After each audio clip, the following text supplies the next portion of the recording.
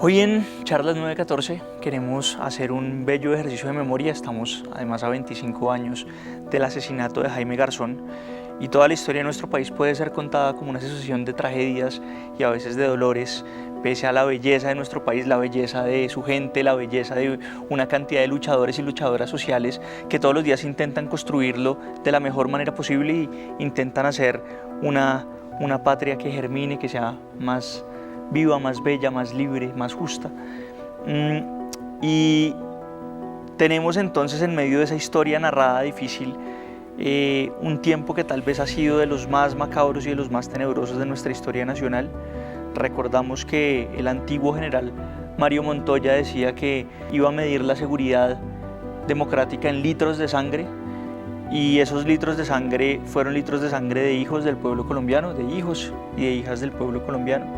Y esa época, que fue la época del gobierno de Álvaro Uribe Vélez, se narra paradójicamente con un lenguaje muy particular, además de todo el lenguaje del olvido, de la guerra, del odio, de la rabia con el que recordamos ese tiempo. Lo recordamos con una cifra: 6.402. 6.402 mal llamados falsos positivos, ejecuciones extrajudiciales, asesinatos de hijos y hijas del pueblo colombiano, además de los jóvenes más humildes que hay todavía, porque los recordamos, porque están vivos, porque están allí existiendo y cohabitando la memoria y el hecho permanente de recordar, para retrotraerlos a todos los lugares y hacer memoria. Pero esa época, ese tiempo que aún persiste, ¿cierto?, que aún está lleno de guerra, de odio y de muerte, lo queremos recordar en este episodio muy particular y muy bello de Charlas 914, porque tenemos hoy a una invitada extraordinaria, una mujer excepcional, una luchadora, cofundadora de las Madres de Soacha, madre de Fair Leonardo.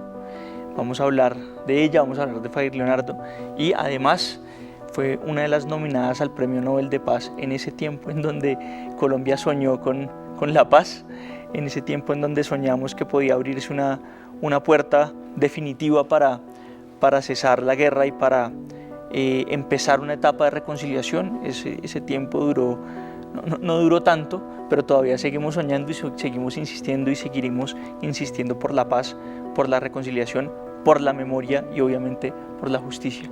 Luz Marina Bernal, qué maravilla poderla tener hoy en Charlas 914, que nos acompañe y que nos pueda contar de su vida, de su lucha y de cómo fue parida también para la lucha, como usted ha dicho en muchas entrevistas. Muchas gracias por estar acá.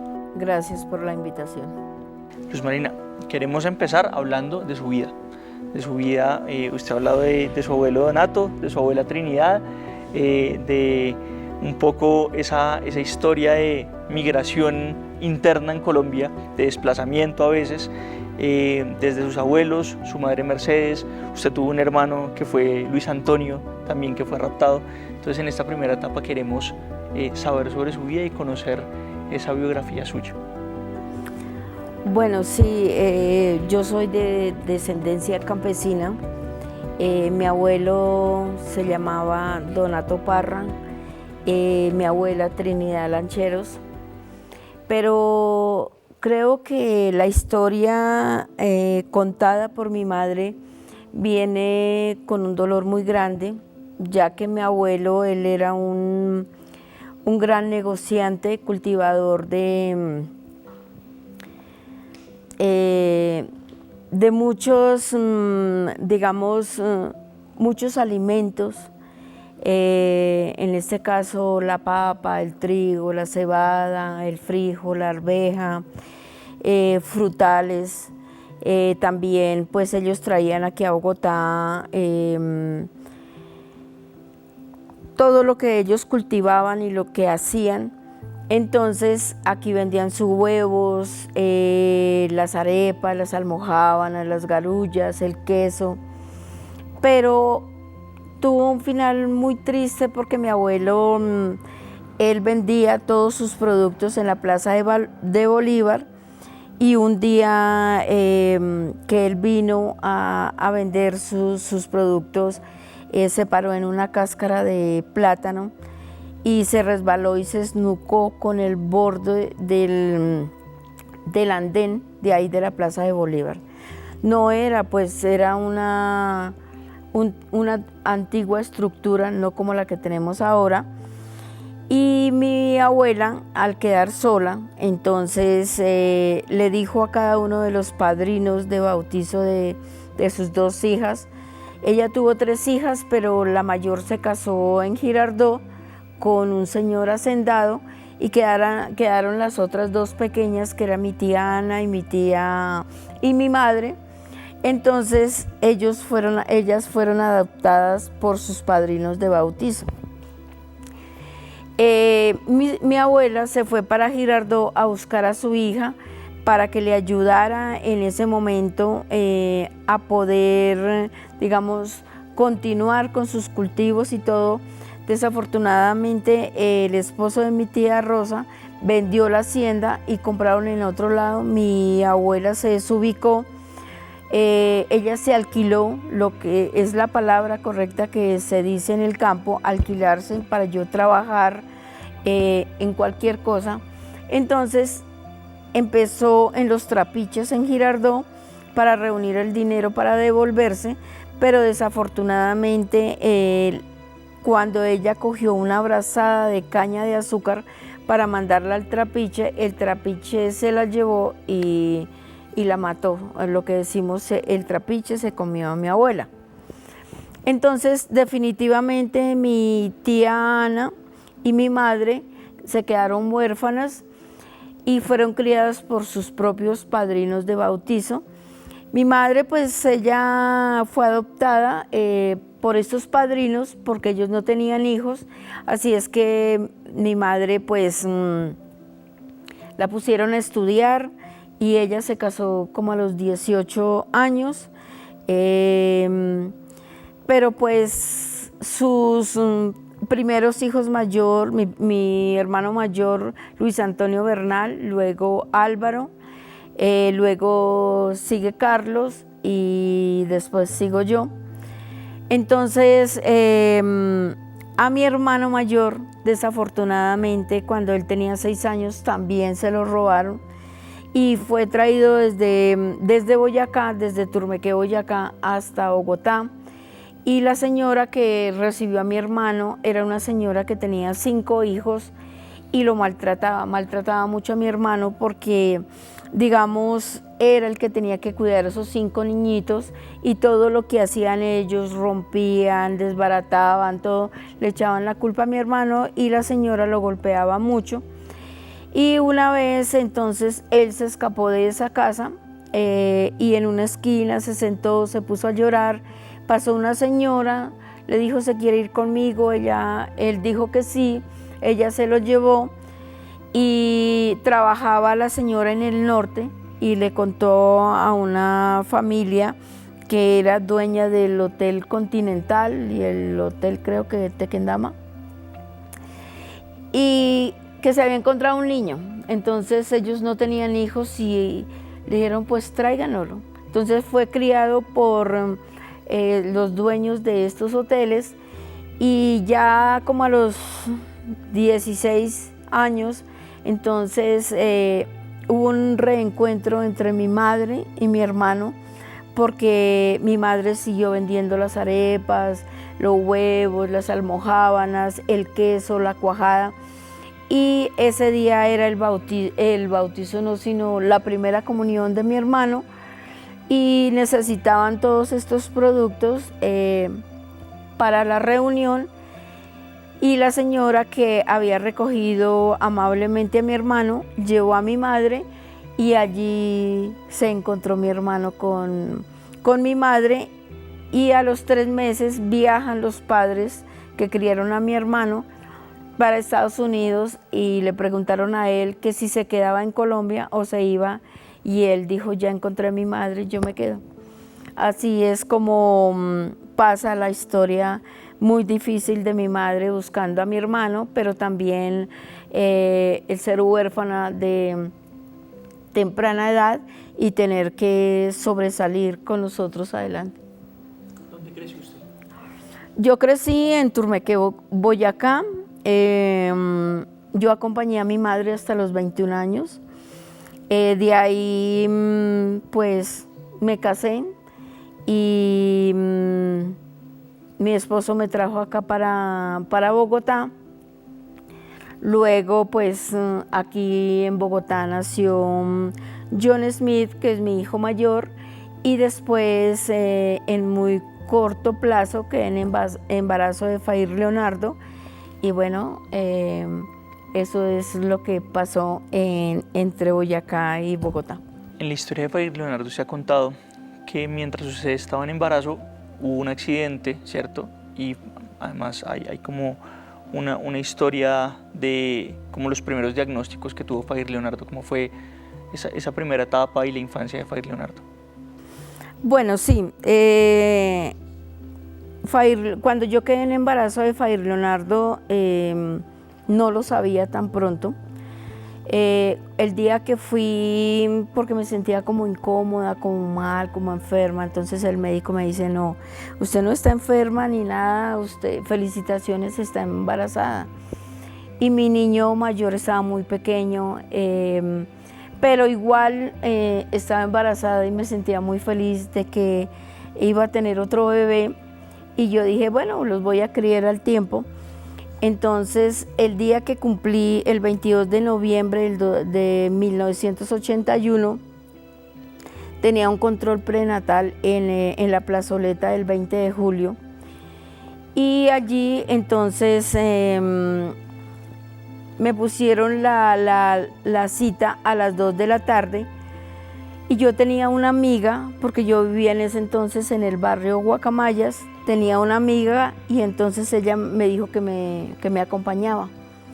A John lo dejamos con los dos hijos de ella que ya habían salido del colegio, y pues salimos las dos. Cuando llegamos a la autopista, que en ese entonces la autopista hacia el llano, la salida principal quedaba por San Isidro, Las Guacamayas, Juan Rey, La Victoria. Ese día, pues entonces salimos las dos, y al pie de nosotros iba un señor con un bebé alzado, una señora con un niño de la mano, y miramos hacia abajo, miramos hacia arriba, pero no venía ningún transporte. Entonces, cuando ya iba en la mitad de la carretera, yo sentí que iba por el aire, pero no entendía por qué. Entonces yo iba muy de frente en la forma en que el carro me abordó. Entonces yo pensaba que si caía de frente, iba a perder al bebé. Entonces en el aire traté de acomodarme, caí al piso, y siempre como era bajando, entonces iba con mucha fuerza, el pavimento se me comió toda la parte desde la cadera hasta el tobillo, no me podía parar, hice muchas veces el intento de levantarme, pero yo sentía que el hueso pélvico como que se hubiera fracturado, y eso era lo que impedía que yo me levantara. Entonces, en ese momento iba subiendo una buseta, y el señor que me atropelló quería irse, y el de la buseta le dijo, no, hermano, usted la golpeó, la atropelló, pues llévela al médico, allí queda el hospital de La Victoria. Y entonces él no quería, entonces se le atravesaron, y entre 2 o 3 personas me subieron a la cabina del carro del señor. La vecina se subió conmigo, llegamos al hospital de La Victoria, sacaron una camilla, me metieron ahí, y luego, pues claro, el señor se sintió solo y entonces se fue, así es que no tuvimos la posibilidad de coger placas ni nada. Entré por urgencias, y allí los médicos me dijeron que el bebé había fallecido. Sentí mucha tristeza porque era una ilusión de un segundo hijo, y bueno, ahí duré como desde las 12:30 hasta las 4 de la tarde en observación. Después me mandaron para la casa porque el doctor dijo que ya no me podían inducir un aborto ni nada, porque ya tenía 5 meses de embarazo. Entonces me mandaron para la casa y estuve cuidada un mes completo acostada sin hacer esfuerzo ni nada de eso. Y el día 22 de diciembre de 1981 empezaron el trabajo de parto, vieron muchas contracciones muy fuertes. Mi hijo nació a las 12 del día 22 de diciembre. Y de ahí entonces el médico me dijo, bueno, el bebé nació bien después de ese accidente tan terrible. Entonces me mandaron para la casa al día siguiente. Llegué a la casa y todo muy bien con el bebé. Así es que en marzo de 1982 él empezó a presentar unas fiebres y convulsiones. La Clínica San Rafael dice que toca realizarle o sacarle un examen, una punción lumbar, y le sacan líquido cefalorraquídeo, y ahí es donde descubren que él tiene el líquido de la columna turbio y le diagnostican una meningitis. Luego, al día siguiente de hospitalizado, él quedó en estado vegetal y así duró 7 meses conectado a unas máquinas sin esperanza. Luego llega al Hospital Militar 8 médicos de Estados Unidos. Allí tratamos de hacer todo lo posible para que nos dieran una luz de esperanza, porque ya llevaba 6 meses y medio hospitalizado en estado vegetal, pero todos los médicos pues dijeron que no. Solamente hubo un médico que él dijo que la única forma de que el líquido cerebral no se quedara retenido en el cerebro era colocarle una válvula cerebral, pero el doctor no fue garante respecto a lo que le pasaba a Leonardo. Entonces se siguió extrayendo el líquido cerebral cada 20 días, pero también sentí que en el hospital o en la Clínica San Rafael él fue como un conejillo de indias para muchos estudiantes de las universidades de medicina. Sentía mucha tristeza. El doctor Galeano me dijo que me daba 15 días. Ya después de recibir otros informes de otros médicos, ya no había realmente nada que hacer por él. Y me dio 15 días para que yo me preparara y tomara la decisión de desconectar a mi hijo. Y mi pensar era, ¿quién soy yo para poder autorizar que le quiten los equipos a mi hijo? Y el único que tenía que decidir ahí era Dios, porque yo decía, Dios nos da la vida, pero también es el único que tiene derecho cuánto es el tiempo de vida de cada uno de nosotros, y cuál es como todos nacimos con una misión que tenemos que cumplir en este mundo. Y yo decía, pero ¿quién soy yo? O sea, era algo que yo no podía decidir, me sentía impotente. Pasó algo que no, aún hasta la actualidad no entiendo. Estaba yo en una banca de la Clínica San Rafael y mirando como hacia el horizonte, y yo me preguntaba, ¿qué debo hacer? ¿Qué debo hacer? Pero no había una respuesta. Bueno, yo sentí que alguien me puso una mano acá y me dijo, regálale a Dios a tu hijo, ofrézcaselo a él. Entonces me dijo, ¿tú crees en Dios? Y yo, eso de que no me dio la oportunidad o no me dio el deseo de mirar quién fue el que me tocó, porque la reacción cuando lo tocan a uno es mirar quién lo está tocando. A mí no me dio esa sensación. Entonces me dijo, ¿tú crees en Dios? Y yo le dije, yo no sé cómo creer en Dios, y lo que yo sé es que uno va a una iglesia y entra mucha gente. Y cuando yo nací y tuve la oportunidad de hablar, mi madre me enseñó el Padre Nuestro. Entonces, nuevamente me dijo, regálale a tu hijo a Dios, dáselo. Cuando yo volteé, ya tomé la decisión de voltear hacia la izquierda para mirar quién me hablaba, no había nadie. Era un pasillo supremamente largo, pero no entendía nada de lo que estaba pasando en ese momento, y volteé otra vez a mirar y ya vi que venía la enfermera. Entonces yo le conté a Leito lo que había pasado. Le dije, mire que me pasó algo extraño. Alguien me habló, pero no había nadie. Entonces ella lo que me dijo fue, regálale otra vez, regálale a Dios a tu hijo. Entonces me dijo, vaya a Monserrate.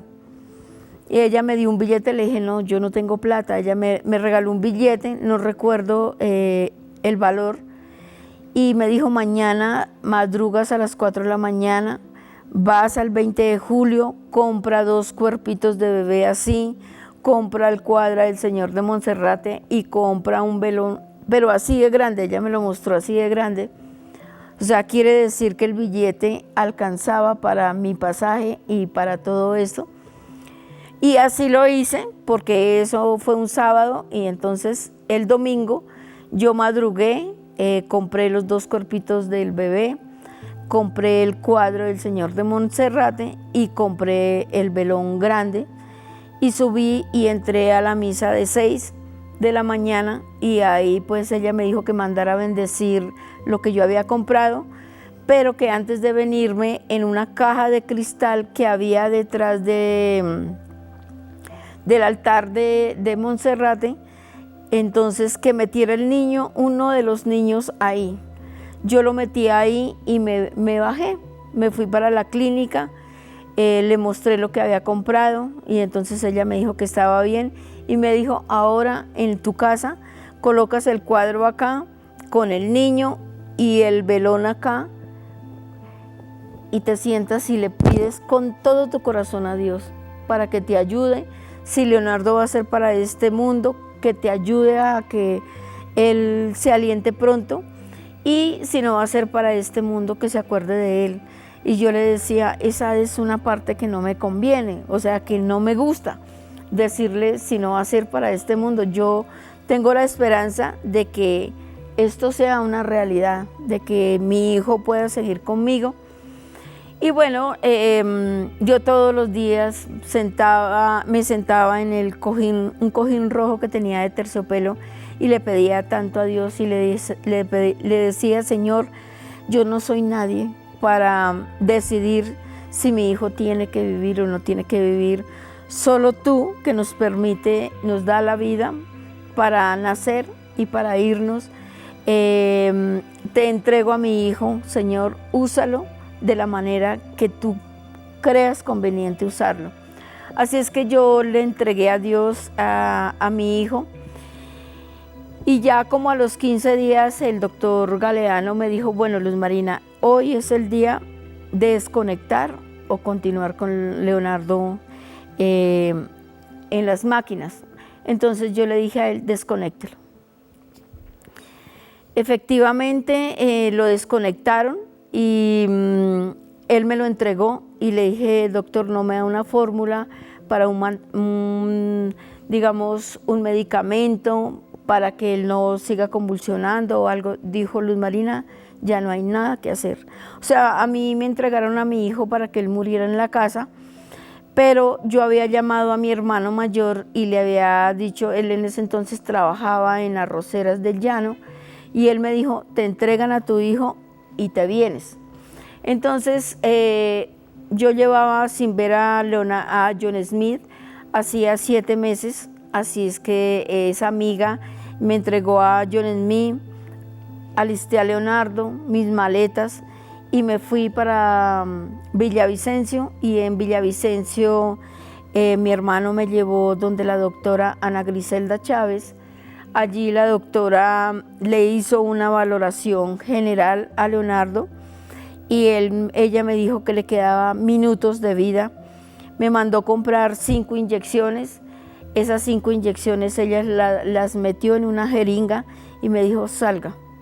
Entonces yo salí y había muchísima gente que lloraba, que gritaban, que peleaban, niños que seguro estaban muy enfermos, lloraban mucho, pero no sé cuánto tiempo pasó en ese intervalo de que yo salí del consultorio hacia la calle. Lo cierto es que al rato escuché un llanto muy especial, como muy agradable al oído, y la enfermera salió y me dijo, la doctora la necesita. Yo entré, pero antes de entrar al consultorio, era una señora siempre gordita, y ella me abrazó, pero yo sentía que del cuerpo de ella me transmitía algo que yo no entendía, y claro, no estaba yo dentro del consultorio, yo creí que mi hijo se había muerto, y yo empecé a llorar, pero no sabía por qué lloraba, o de pronto era la sensación de haber perdido definitivamente a mi hija. Y entonces ella me dijo en el oído, la felicito, su hijo tiene muchos deseos de vivir, va a ser un niño muy importante en este mundo, pero no te puedo decir cómo. Entonces, cuando ella me dijo, tu hijo tiene muchos deseos de vivir, entonces yo ya entendí que mi hijo estaba vivo todavía. Ella ya me llevó a la camilla, entonces mi niño estiraba la pierna y el brazo izquierdo, pero su brazo derecho y su pierna derecha no funcionaban. Y yo le pregunté a ella que por qué.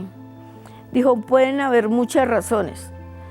En la clínica le pudieron haber afectado un tendón principal de la parte derecha, o la meningitis aguda que él tiene es lo que le impide mover el brazo y la pierna, o en el accidente le afectaron. Entonces ella me explicó que el cerebro de un ser humano trabaja invertido. La parte derecha mueve a la izquierda y la izquierda mueve a la derecha. Entonces dijo, pero no te preocupes por eso, vamos a hacer todo lo posible por recuperarlo, y después él entonces miramos cómo queda. Y efectivamente a partir de ese momento ella me dijo, todos los días me lo va a traer para los exámenes, y ella fue la primera persona que hizo todo el tratamiento de mi hijo hasta los 4 años. Esa es historia de lucha inicial por Fair Leonardo, es realmente una belleza. ¿Cómo fue esa historia de lucha posterior cuando él empieza a recuperarse, a tener una vida un poco más funcional? ¿Cómo es esa infancia y la adolescencia de...? Bueno, cada 8 días, cada 8 días ella me enseñaba cómo manipular el cuerpo de Fair Leonardo, pero ella lo veía todos los días. Entonces cada 8 días yo iba y ella tiraba el niño en un tapete, y entonces me enseñaba a cogerle las piernitas y ponerlo boca abajo para que él empezara a hacer el esfuerzo de gatear, y de esa manera ella me fue enseñando. Después entonces ella me dijo que lo afiliáramos a la Liga contra la Epilepsia, aunque pues no era, digamos, necesario, pero era importante que tener un precedente en caso de que pasara algo, y si yo me iba a venir para Bogotá había una posibilidad de continuar las terapias ocupacionales y de lenguaje dentro de la Liga contra la Epilepsia. Entonces la Liga contra la Epilepsia quedaba, o no sé ahora, quedaba en Teusaquillo, y allá también la doctora pidió el favor de que me enseñaran cómo hacerle las terapias ocupacionales en todo el cuerpo para estimularlo y todo, y sobre todo la parte del lenguaje. Y así fue, mi hijo pues con tantas terapias, tanto de la Liga contra la Epilepsia y de las que yo le hacía como 5 o 6 veces diarios, es lo que me permite en que mi hijo pues aprenda a caminar. Solo se le veía su dificultad de caminar cuando uno le decía, corra Leonardo, corra. Entonces él corría pero arrastraba su pie. Pero si él caminaba despacio, muy despacio, no se notaba. En la parte del lenguaje tuvimos un avance muy grande, porque primero la doctora me decía, nunca le hablen como a media lengua, porque el niño va desarrollando su oído, sus cuerdas vocálicas, todo eso de acuerdo a como usted le exija que hable. Entonces, si él empieza a hablar a media lengua, dile, así no es, y pronúnciele, hasta que él vocalice totalmente la palabra. Y bueno, efectivamente, pues fue, digamos, como muy retardado su, digamos, ¿cómo se dice? Su desarrollo fue un poco retardado, pero efectivamente la gente que ve sus fotos y como él hablaba y todo, nadie se dio cuenta que él era un chico de educación especial, pero también pienso yo que en la casa hubo una ayuda de que a él nunca se le dijo, es que tú no puedes hacer esto, es que siéntate acá, venga, yo te hago. No. Tuve muchos problemas con mi hijo mayor porque él lo sobreprotegía a él le tendía la cama, lo bañaba, le embolaba los zapatos, le amarraba los zapatos, y yo le decía, no papi, permítale que él sea una persona que sea independiente, porque tú no vas a estar toda la vida, yo no voy a estar toda la vida, y necesito que él sea una persona apta a una sociedad, y aquí no se va a hablar nada de lo que él le pasó ni nada. Así es que dentro de la casa él murió sin saber que él era una persona especial.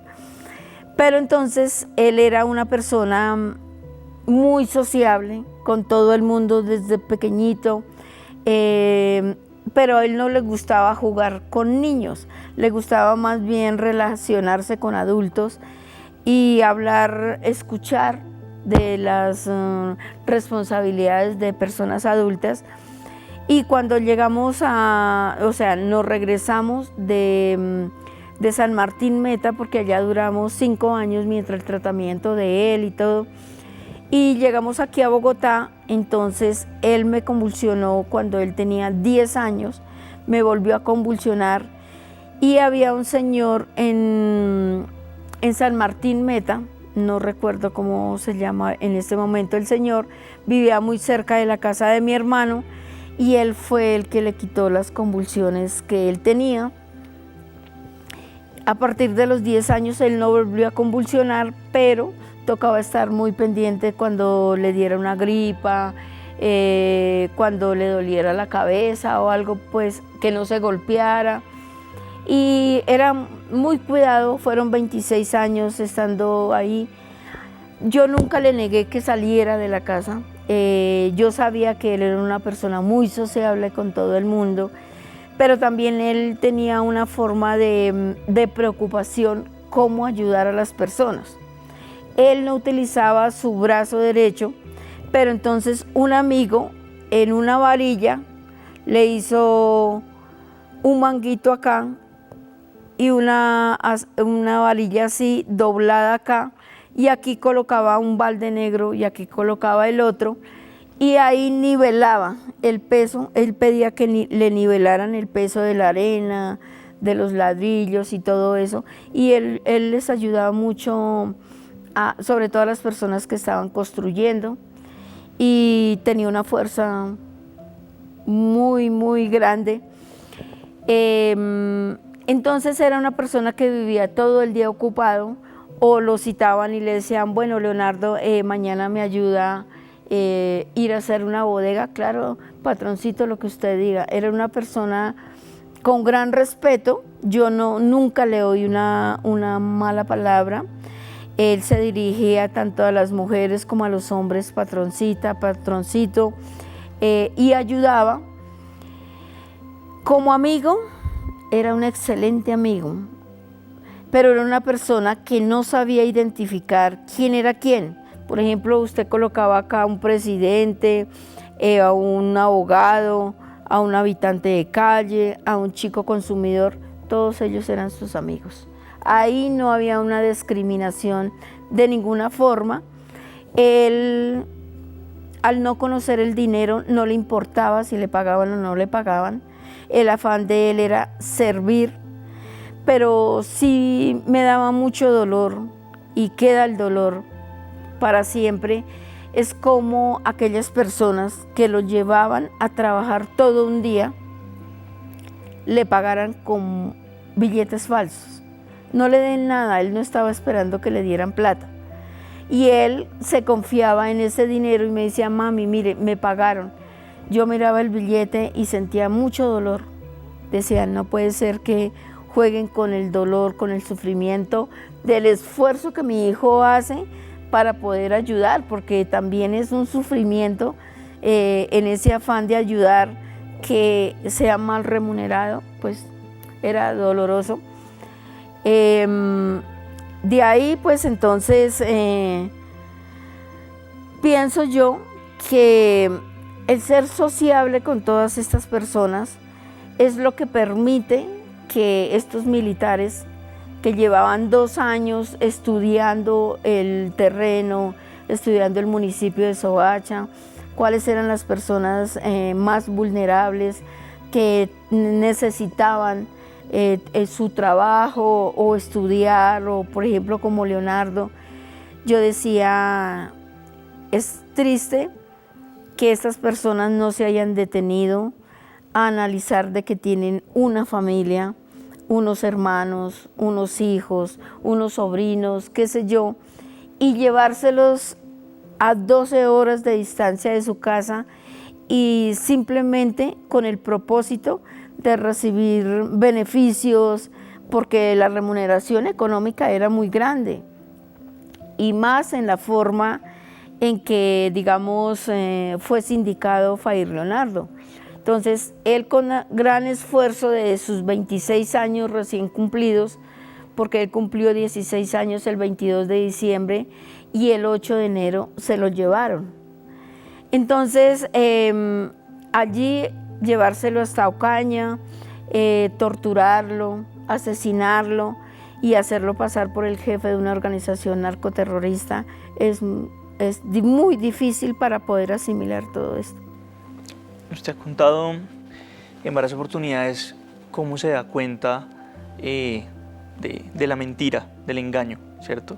Y es por el fusil y por el brazo en el que está el fusil, en buena medida, pero quería como pedirle que nos cuente esa historia particular. Usted ha dicho una frase que es muy bella, dice que usted parió a su hijo para la vida, y creo que en esta historia nunca más cierto, porque además usted casi que se lo arrebató a la muerte, contra todo pronóstico, y le enseñó día a día, lo cuidó para traerlo a la vida de nuevo. Pero dice usted que él la parió a usted para la lucha. Entonces me gustaría conocer, esa es una frase que me parece bellísima. Sí, pienso yo que el ganar, porque para mí fue una ganancia muy fuerte, poder traerlo a la vida después de que estuvo 7 meses en estado vegetal, y poderlo ver crecer con grandes dificultades, claro.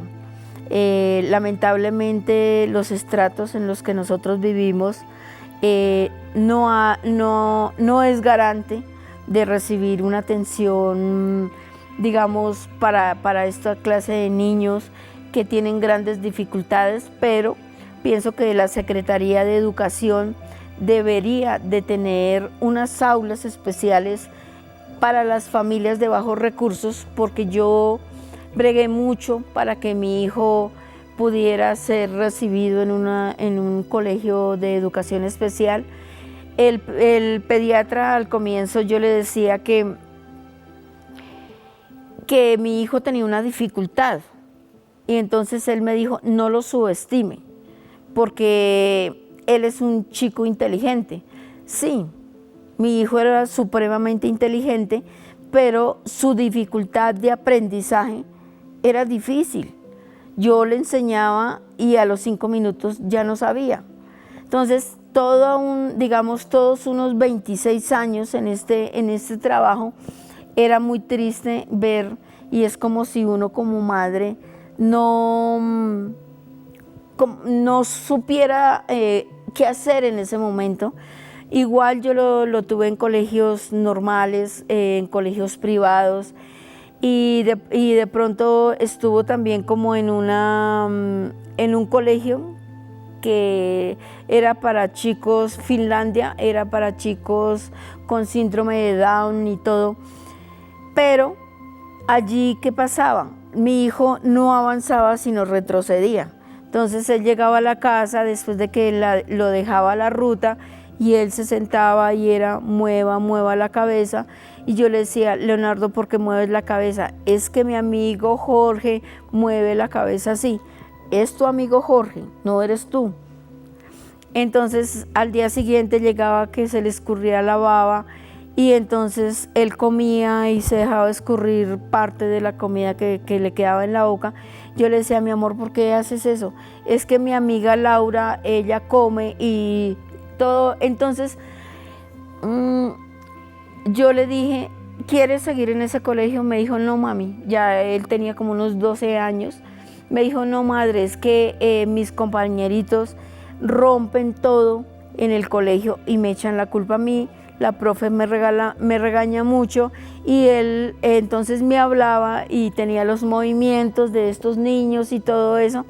Entonces decidí retirarlo porque en lugar de avanzar su trabajo, o sea, que él aprendiera, entonces era, digamos, absorbiendo como una esponja todo lo que él veía y no era nada positivo. Entonces, pienso yo que este trabajo que yo tuve con él fue un trabajo maravilloso, porque ya cuando él tenía como unos 18 años, tuve la posibilidad de matricularlo en Fundación Amor, que era un colegio apadrinado de personas extranjeras, y ahí les tenían de todo, y tuve la posibilidad de ser maestra de estos niños, de enseñarles con plastilina, con porcelanicrón, y allí les dieron la oportunidad de ponerse en un gorrito de panaderos, de llevarlos al sitio o a las mesas donde hacían el pan. Se untaban de harina por todo lado, pero yo sentía la felicidad de ellos de poder hacer algo y no decirles no lo hagan.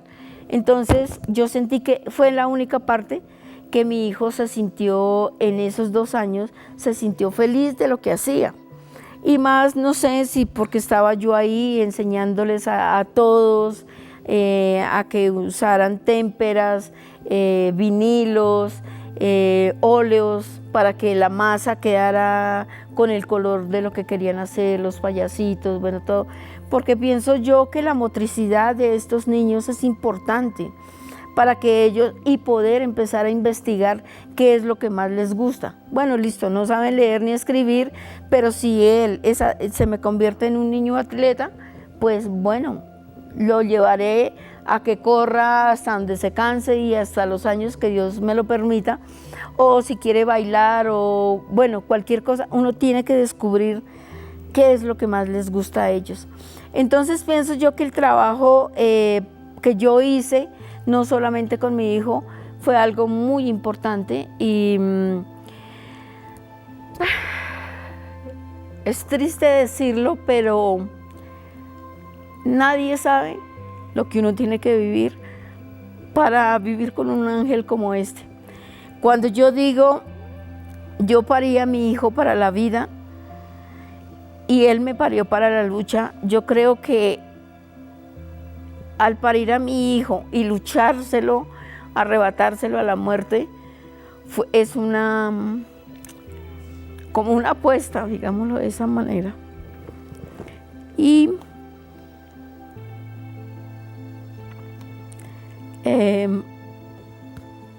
yo creo que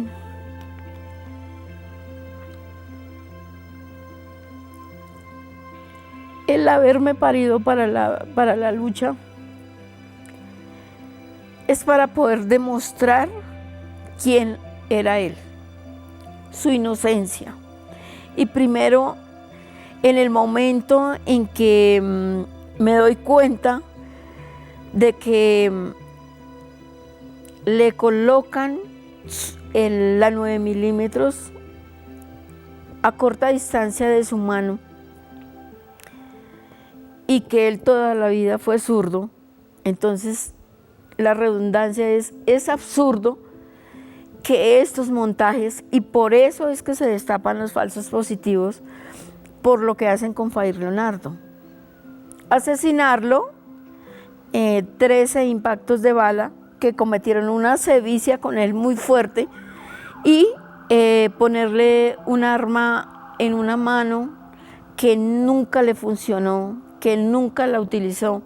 Entonces es lo que me permite mostrar que en el país todos los falsos positivos fueron montajes ayudados con los paramilitares, con las guerrillas, y cuando extraditan a los paramilitares, los militares creían que hacer un montaje, hacerlo a la manera que lo hicieron ellos, y que ellos mismos, digamos, se dejaron caer por sus propios errores. Entonces es donde podemos ver que todas las primeras personas que fueron víctimas del ejército, que estamos hablando de gente campesina, raizal, palenquera, indígenas, afros, fueron los primeros víctimas de ellos. Y los servidores públicos, lamentablemente, nunca les creyeron en sus denuncias. Creían que nuestro ejército, nuestros héroes de la patria, no estaban cometiendo errores. Y realmente hoy vemos que esa lucha o esa fuerza que me da mi hijo, que me va, o sea, hizo todo el esfuerzo para parirme para esta lucha, no la estoy haciendo solamente por Fair Leonardo, ni solamente por los 6.402, porque esa es una cifra que en el momento la Jurisdicción Especial trata de reconocer, pero son más de 10.000 casos cometidos a lo largo y ancho del país. Entonces, el solo hecho de yo trabajar con las víctimas regionales, en lo que yo pueda ayudarles y que esté a mi alcance, entonces ya es una lucha y una fuerza que mi hijo me da diaria para hacerlo.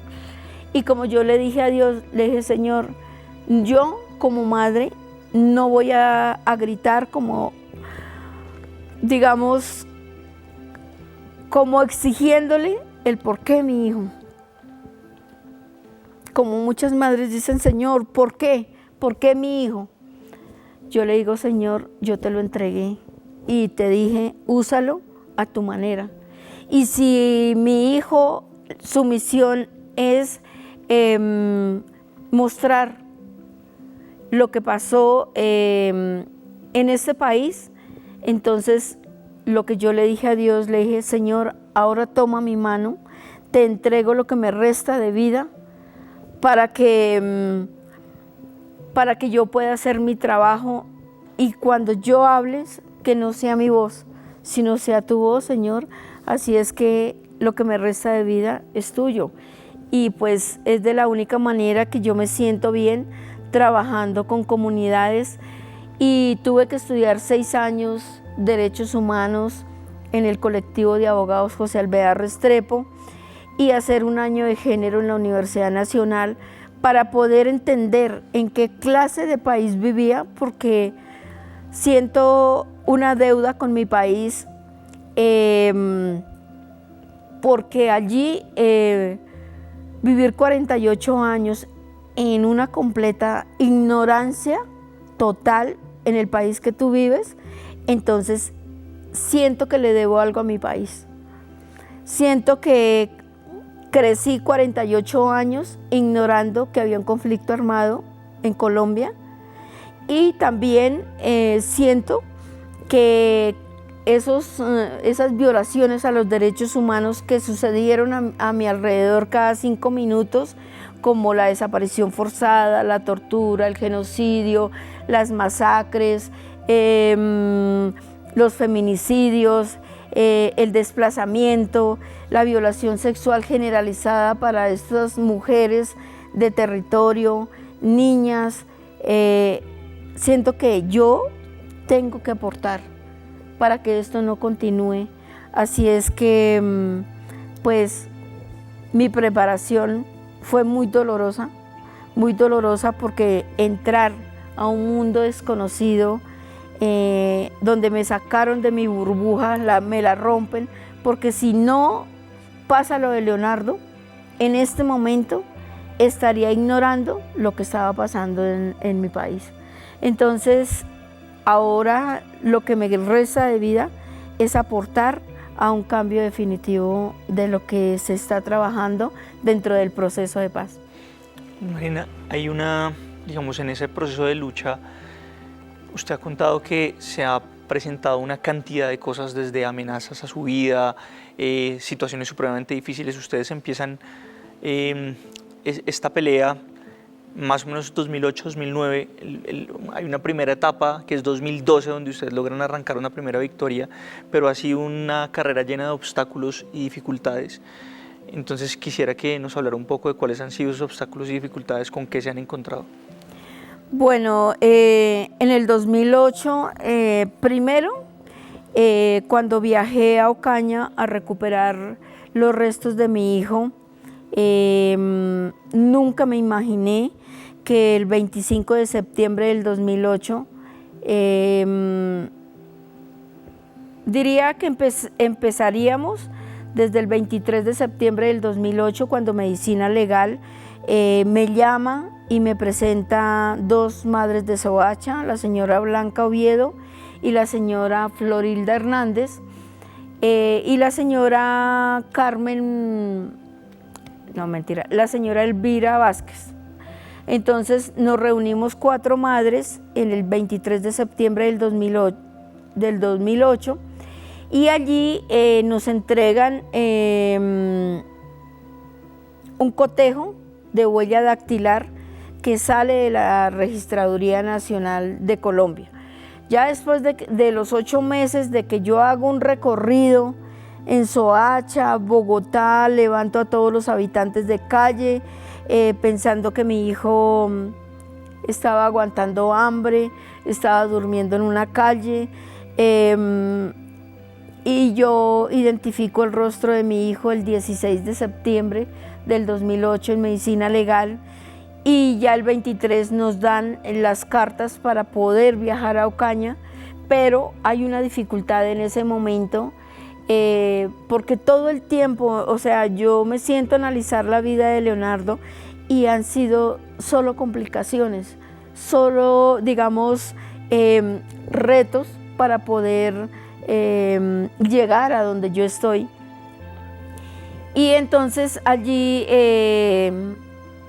le dije a mi esposo, nos vamos para Ocaña, pero entonces la doctora llega y dice, toca esperar, doña Luz Marina, porque hay que hacer un puente entre Medicina Legal y la Fiscalía de Ocaña.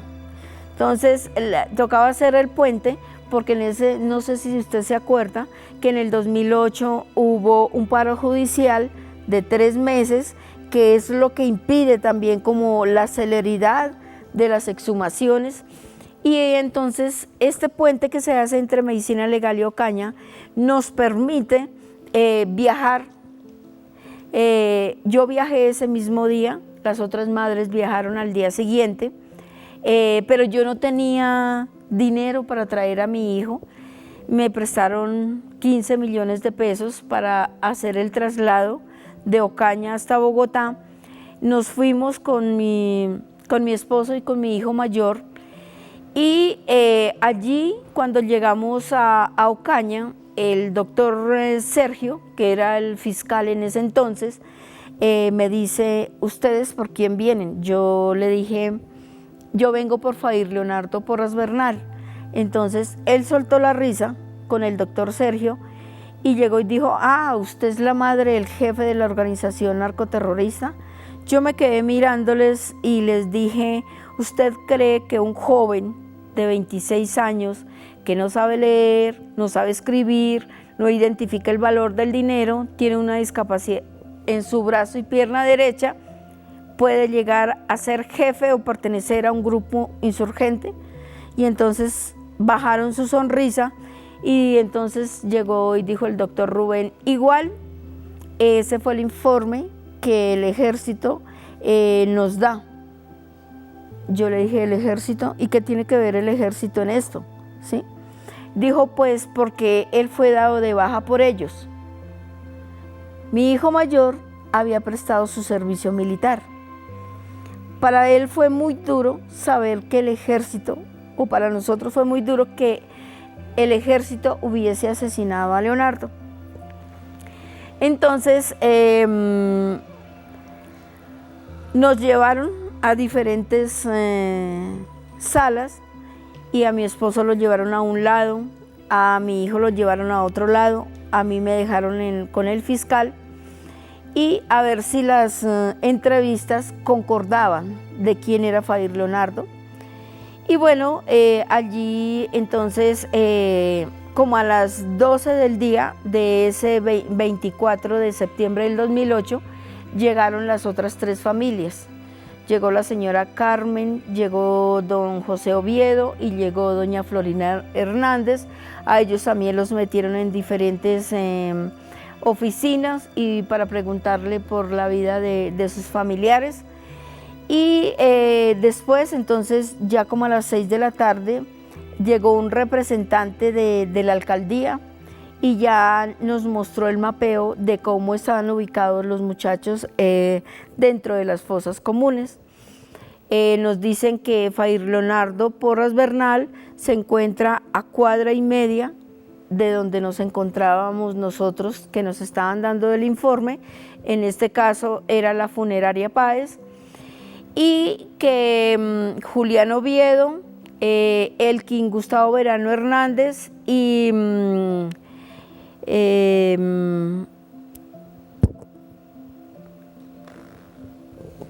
bueno, Joaquín Castro se encontraban en la vereda Las Liscas.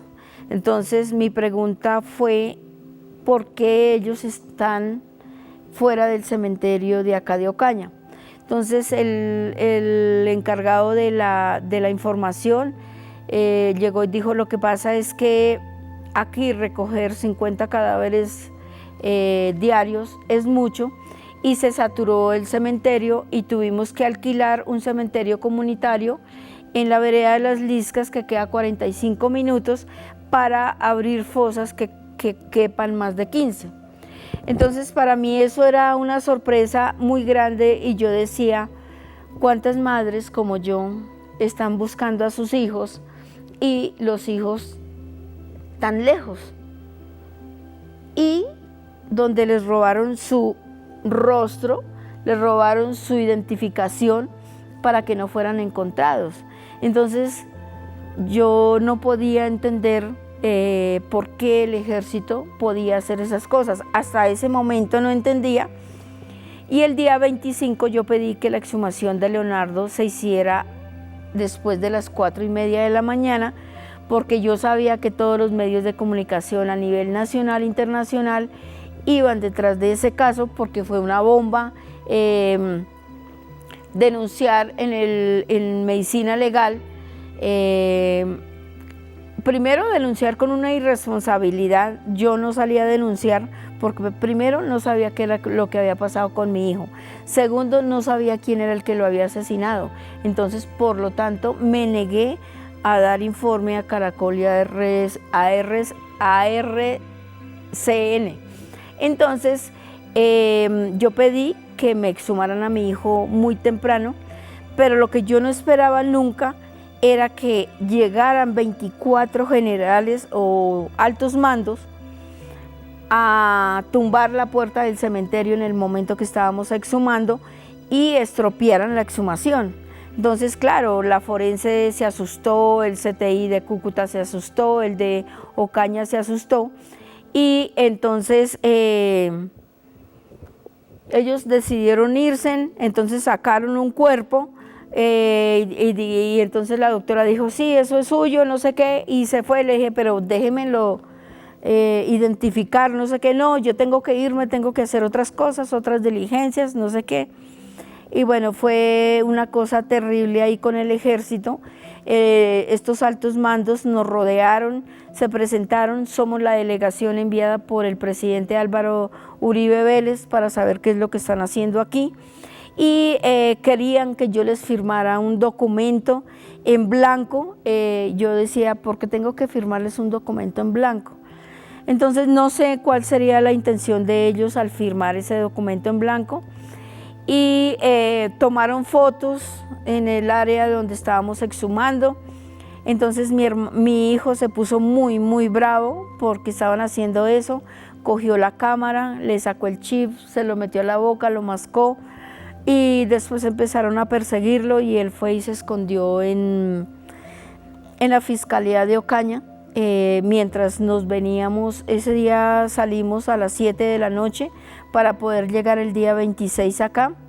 Llegamos el día 26 acá a la funeraria Los Olivos, que queda en el Restrepo, y de ahí entonces distribuyeron a los chicos 3 para el cementerio de Soacha, a Joaquín Castro, a Julián Oviedo y a Elkin, y a mí me tocó solicitar el arriendo de un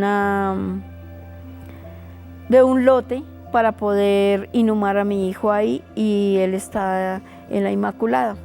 Y entonces, después de todo ese proceso, mi casa era llena de reporteros, llena de abogados, fiscales. Fueron 8 días que no permitían salir de ahí, porque incluso el tiempo dio un informe que nosotros habíamos dicho que Fair Leonardo había estado 5 años detenido en la Modelo por hurto agravado o calificado, algo así. O sea, empezaron a distorsionar toda una realidad sin recibir una entrevista digna de lo que pasaba. Entonces los medios de comunicación empezaron a inventar lo que ellos quisieron.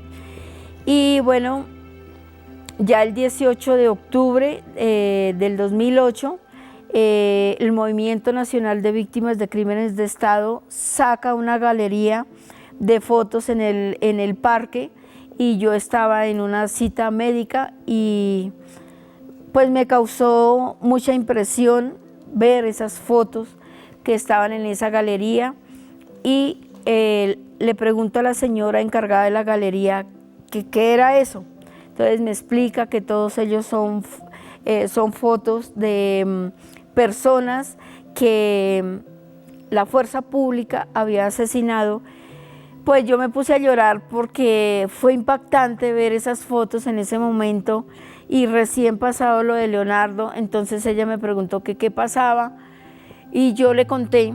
Entonces ella me dio una tarjeta para que fuera al movimiento. En ese entonces el MOVI se quedaba en la carrera 7ª con calle 24, 7º piso, y todos los lunes eran las reuniones ahí. Cuando yo llegué ahí, yo quería morirme, porque la reunión fue con víctimas todas de crímenes de Estado, de parte del ESMAD, de parte de la policía, de parte del ejército.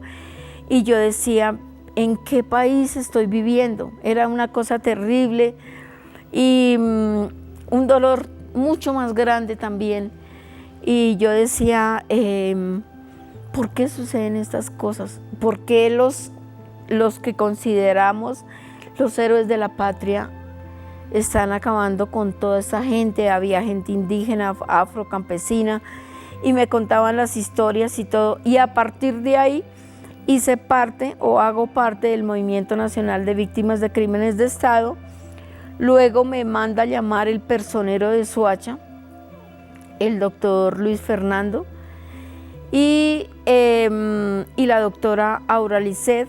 La doctora Auralicet conocía a mi hijo desde los 6 años, y cuando ella vio la foto de Fair Leonardo, para ella fue muy duro, porque mientras ella estaba estudiando la universidad, el bachillerato y todo, ella tenía su novio, digámoslo de esa manera, la doctora Auralicet, y decían que Leonardo era el hijo de ellos dos, o sea, como jugar a hacer una familia.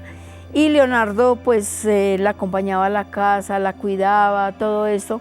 Entonces fue muy duro que la doctora viera a Leonardo dentro de la lista de los chicos desaparecidos de Soacha, pero yo no sabía que habían más familias con desaparición. Creí que yo era sola, y allí pues entonces se empieza un proceso de trabajo. Conozco, bueno, ya empiezo a conocer ya conocí a la señora Florilda, conocí a la señora Elvira, conocí a la señora Blanca, y bueno, ya después se fueron sumando, ya no éramos 4, ya éramos 6, ya éramos 8, 10, 12, hasta donde yo estuve, hasta donde ellas me permitieron hacer parte de las Madres de Soacha. Yo estuve ayudando. Sentía como dentro de mí un afán de que el mundo entero tenía que saber lo que estaba pasando, que no sé cómo hacerlo, pero el Movimiento Nacional de Víctimas de Crímenes de Estado empieza a ser la base fundamental para yo poder ir creciendo poco a poco, ir conociendo todo el dolor y la tristeza que ignoraba por muchos años. Ya ingreso al colectivo de abogados José Alvear Restrepo, allí a estudiar Derechos Humanos, y luego hago el año de género en la Universidad Nacional. Ya Contravía empieza a hacerme las entrevistas, a conocer quién era Leonardo. Definitivamente Leonardo es el que destapa los falsos positivos por sus condiciones. Y luego empiezan las amenazas en el 2000, como en octubre del 2009. Mi hija Liz Caroline escribe una canción para Fair Leonardo que se llama Lágrimas. Le dan el espacio en rap al parque y ella la canta ante 80.000 personas. No sé si de pronto sea como lo que llama la atención, porque Álvaro Uribe Vélez en el 2008 ya empieza a cerrarnos los medios de comunicación para que no se hable más de los falsos positivos, pero surge algo muy bueno, que Patricia Ariza nos dice, mira, el arte también, por medio del arte también se puede denunciar. Nos invita a hacer una performance muy, muy grande, que es Mujeres en la Plaza. Éramos 350 mujeres reclamando nuestros desaparecidos, reclamando nuestros muertos, reclamando nuestros territorios. Fue algo que yo no podía entender cómo pudimos llegar a hacer esa performance, donde hubieron canciones en piano, en todo, muy, muy bello, y yo pensé que todo iba a quedar hasta ahí. Entonces ya Patricia, las madres de Soacha son invitadas al teatro. Ellas dicen que no quieren ser payasos, yo sí quería. Entonces continué y llevo 15 años con el Teatro de la Candelaria haciendo performancias, obras de teatro como Antígonas, Tribunal de Mujeres, Salida al Sol, Camino a la Paz, Huellas, Pasarela. Bueno, son muchas cosas que nos permiten desde allí no solamente descargar el dolor, sino también hacer la catarsis del dolor que nos permite llorar, compartir el dolor. Somos una familia que si la otra se quiebra, las otras nos levantan. Entonces creo que el teatro, la Corporación de Teatro y el Teatro de la Candelaria nos han llevado a convertir el dolor en poesía. Entonces eso ha sido muy, muy maravilloso y pienso yo que lo que se queda en el momento de que Álvaro Uribe Vélez nos cierra los medios de comunicación, nos permiten que muchas puertas se abran. Entonces ya Liz canta la canción, luego Amnistía Internacional empiezan a perseguir a mi hijo, a John Smith, lo persiguen, le colocan muchos panfletos por debajo de la puerta. Él se va de la casa y le digo, mi amor, si no renuncias a la empresa donde estás, te siguen persiguiendo. Tú te vas de la casa a ese apartamento, allá te siguen porque te están siguiendo desde la empresa.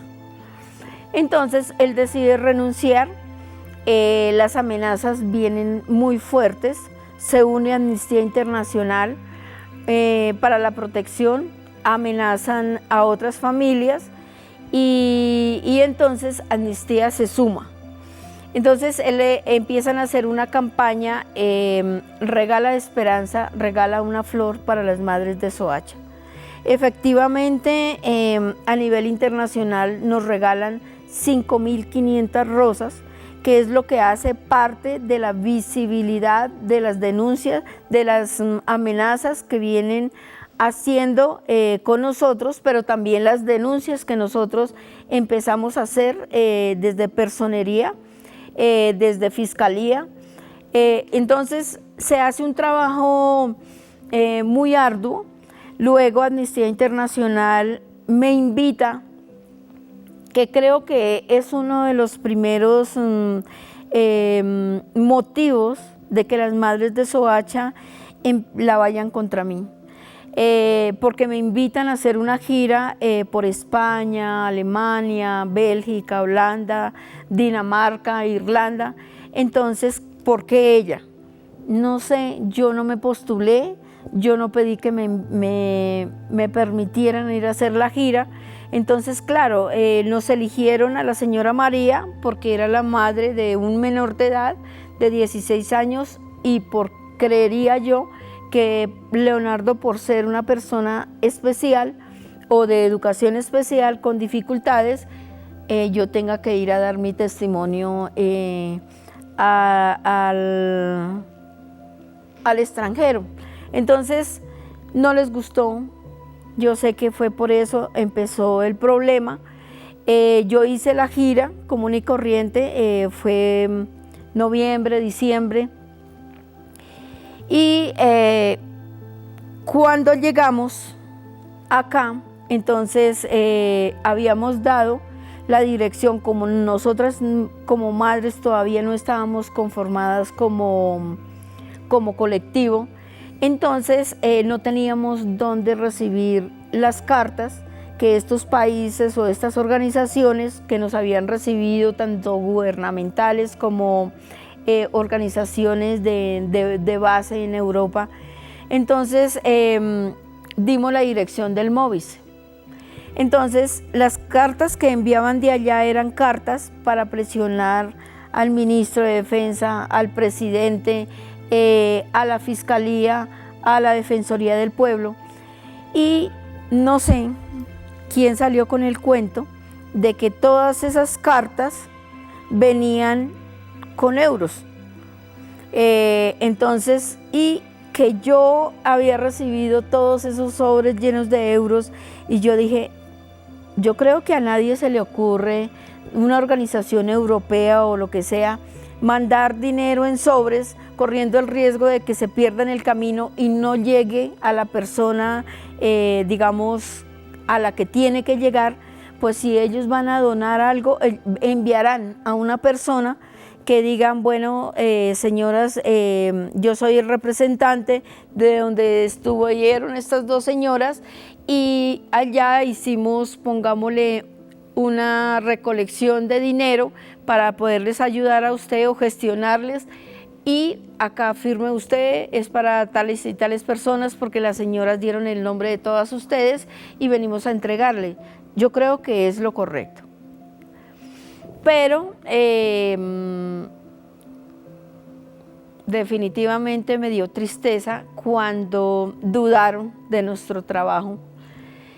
Y bueno, las cosas quedaron así. Cuando yo salí del grupo de las Madres de Soacha, ellas no lo dijeron directamente, pero digamos, lo pidieron en otra forma. Entonces, yo dije sí, me voy de las Madres de Soacha. Yo creo que cumplí con mi tarea de llevar todos los casos de sus hijos, sacarlos, que trascendieran de este país, que supieran en otras partes lo que estaba pasando en cuanto a violaciones a los derechos humanos en Colombia. Yo me voy, pero más lo que más me dolió a mí es que Álvaro Uribe Vélez les haya dado 18 millones de pesos a cada una de ellas. Y yo no lo recibí. ¿Por qué? Porque es que yo primero soy mujer, segundo soy madre, tercero yo no parí un hijo ni para una guerra ni para venderle a nadie.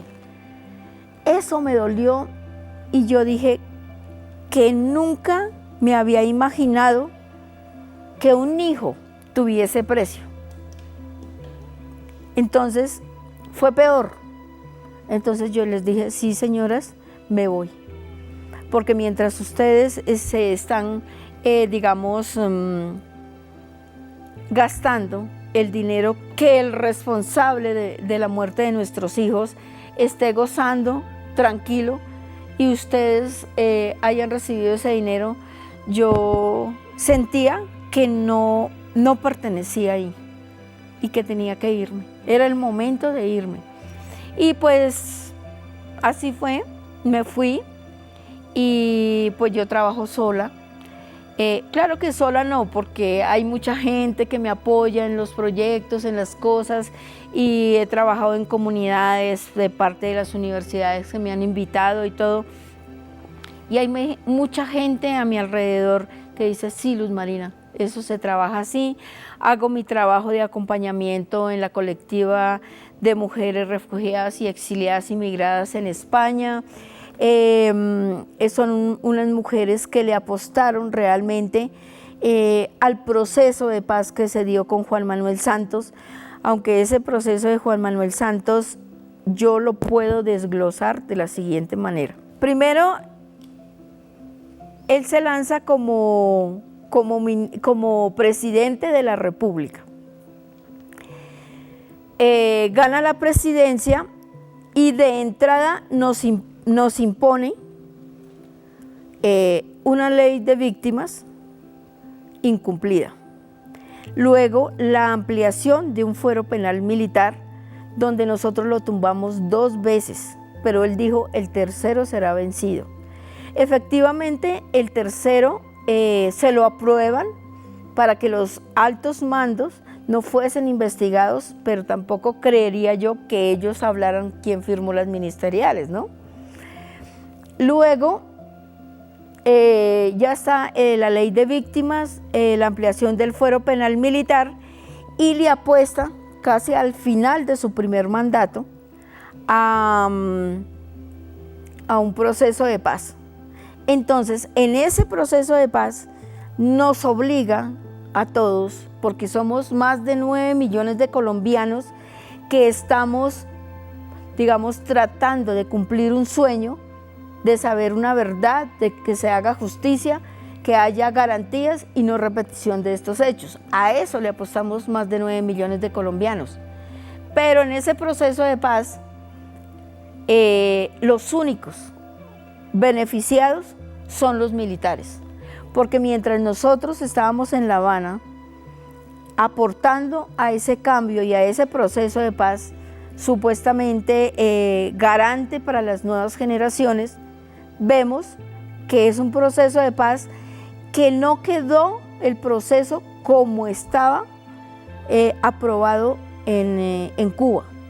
Le hicieron que era difícil leer 298 páginas que toca reestructurar. Entonces entra la mano del señor Uribe y todo eso y reestructuran todo el proceso de paz.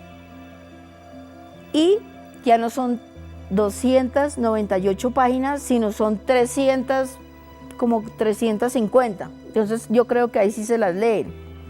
Entonces pienso yo que ese proceso de paz no se hizo para el país y para las víctimas.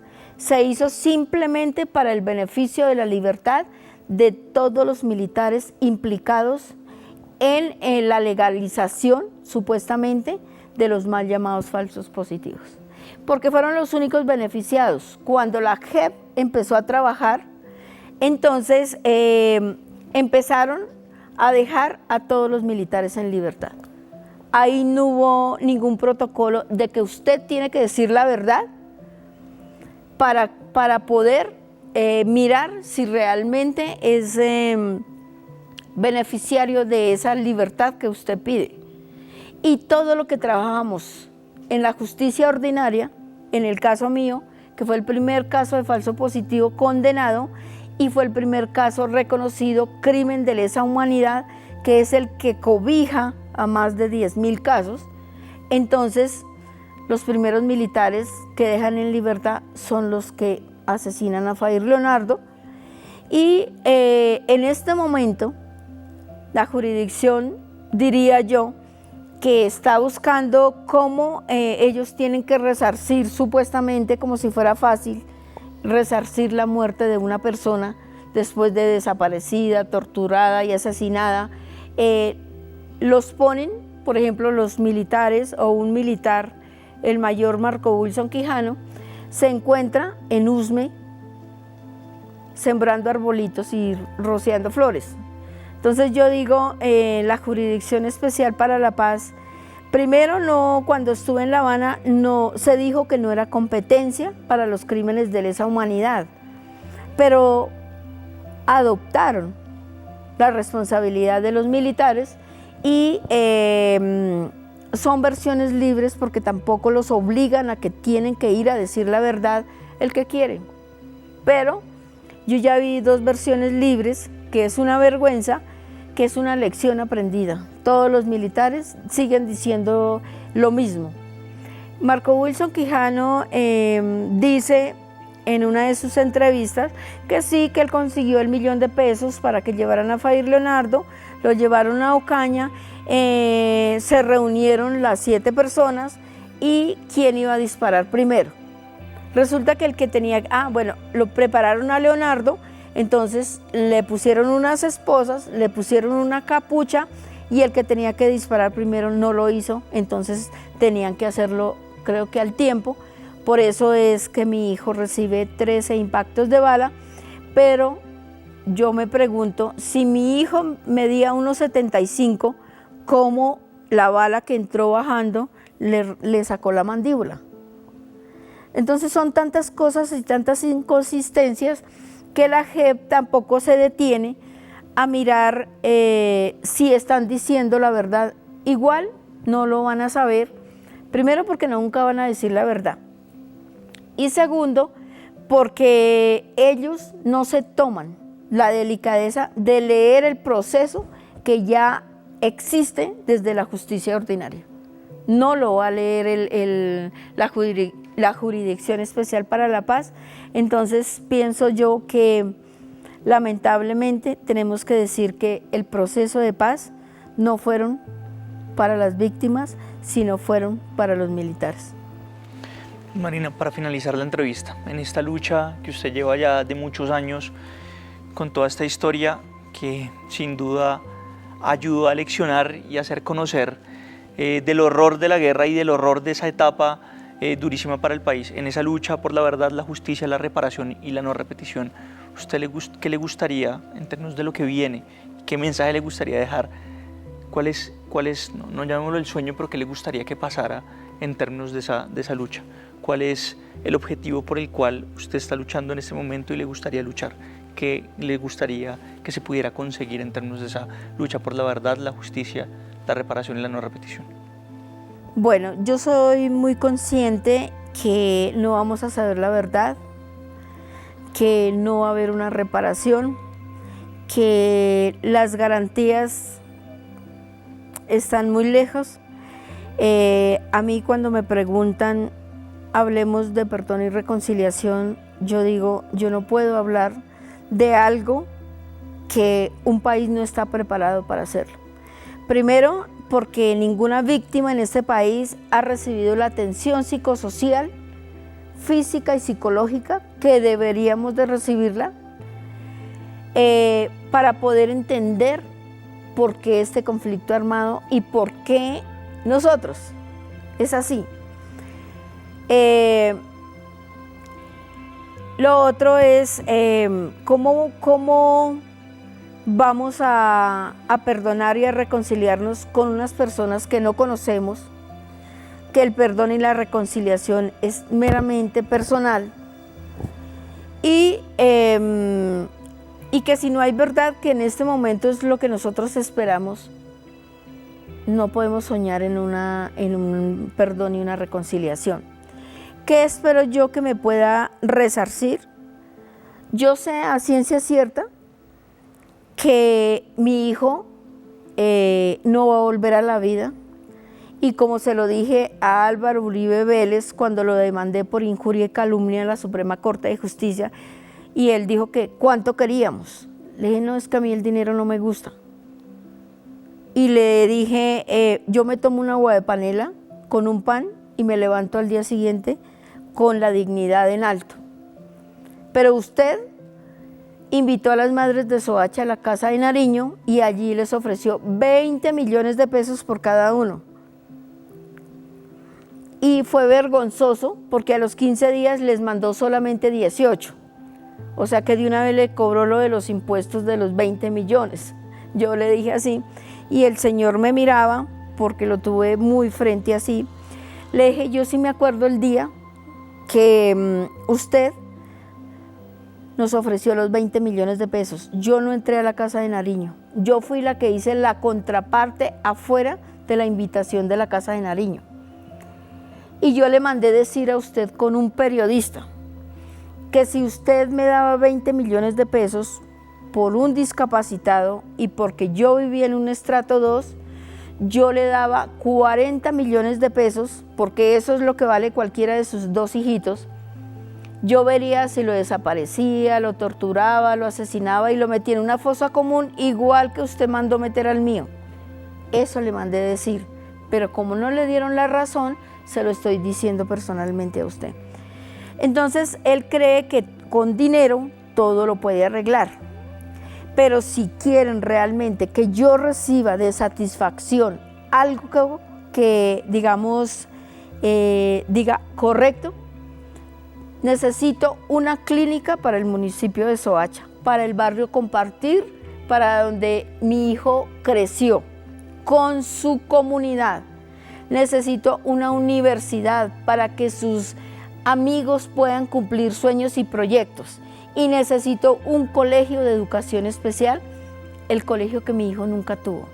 Eso sí me llenaría de satisfacción, que el gobierno me diera, doña Luz Marina, aquí está la clínica que usted pidió para su comunidad, aquí está la universidad para que su comunidad estudie y aquí está el colegio de educación especial para muchas madres como yo, no han podido tener a sus hijos en unos colegios especiales. Eso sí me llenaría. Lo demás no, a mí no me den dinero, porque yo con el dinero no puedo traer a mi hijo a la vida. Es eso, eso sí me llenaría de satisfacción, lo contrario no aceptaría nada.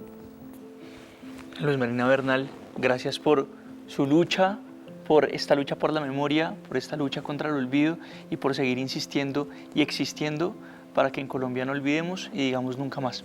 Gracias. Bueno, quiero aclarar, yo no soy Mafapo.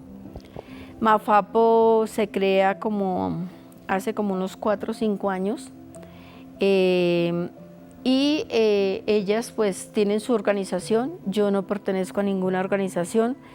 Mi compromiso es con mis comunidades, no me gustan las oficinas, me gusta trabajar hombro a hombro con la gente y bueno, creo que la vida aún me tiene muchas puertas abiertas para seguir trabajando y bueno, continúo trabajando a nivel nacional e internacional con las víctimas que se encuentran desplazadas en diferentes países, que son muchos, realmente son muchas, y quiero agradecerles por la invitación. Lo pensé mucho, pero gracias por darme la oportunidad de hablar lo que he tenido que enfrentar. A usted muchas gracias. Uh-huh.